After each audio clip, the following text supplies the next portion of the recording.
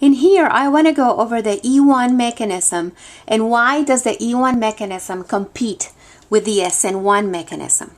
So the first thing that I always want you to do is go to your alkyl halide and mark your alpha carbon. And if you notice, that alpha carbon is secondary. Well, if it's a secondary, it can form a carbocation. And then you actually look at what type of nucleophile we have. And here, the water is a weak nucleophile. It also is used as a solvent, so we know that it can do the SN1 or the E1 mechanism. They both have the exact same first step. The halide leaves, and it forms a carbocation. This one is going to be a secondary carbocation.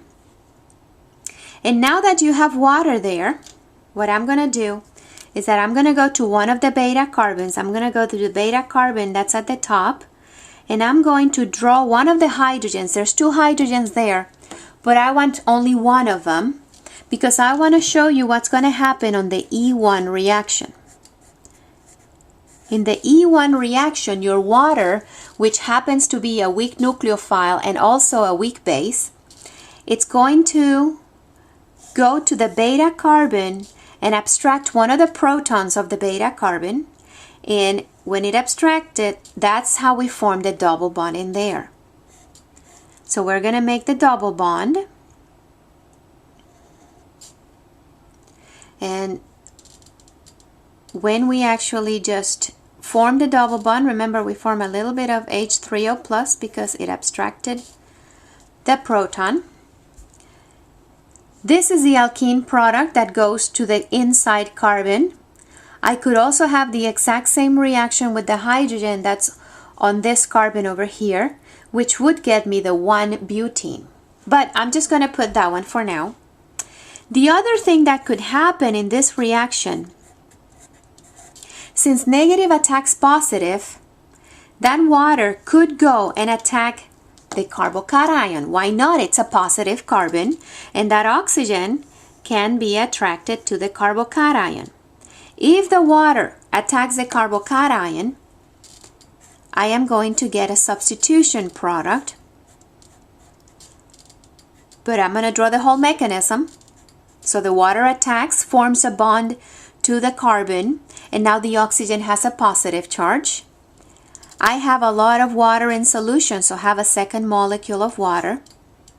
Water is your solvent, remember, so you have plenty of it.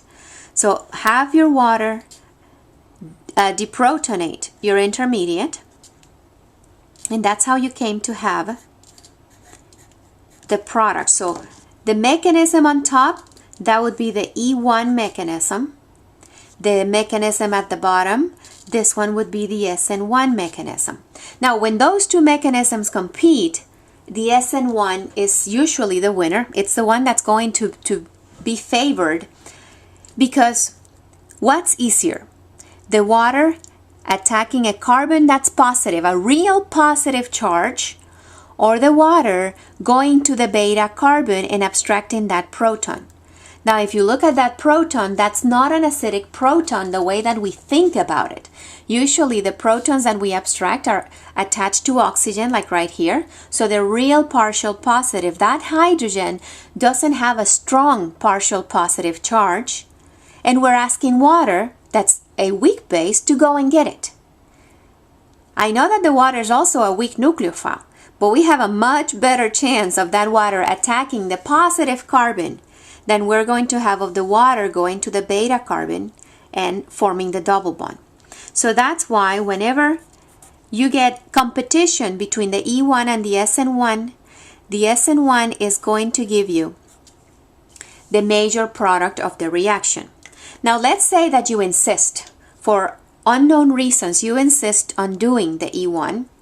If you want to help the E1 go along, get more product, more elimination, you can increase the temperature of your reaction.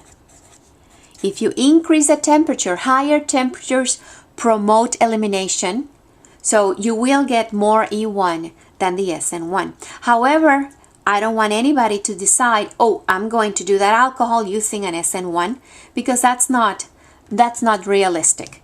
So if you want a double bond, you have to use the good reaction, which is the E2 mechanism. So find the video that explains the E2 mechanism.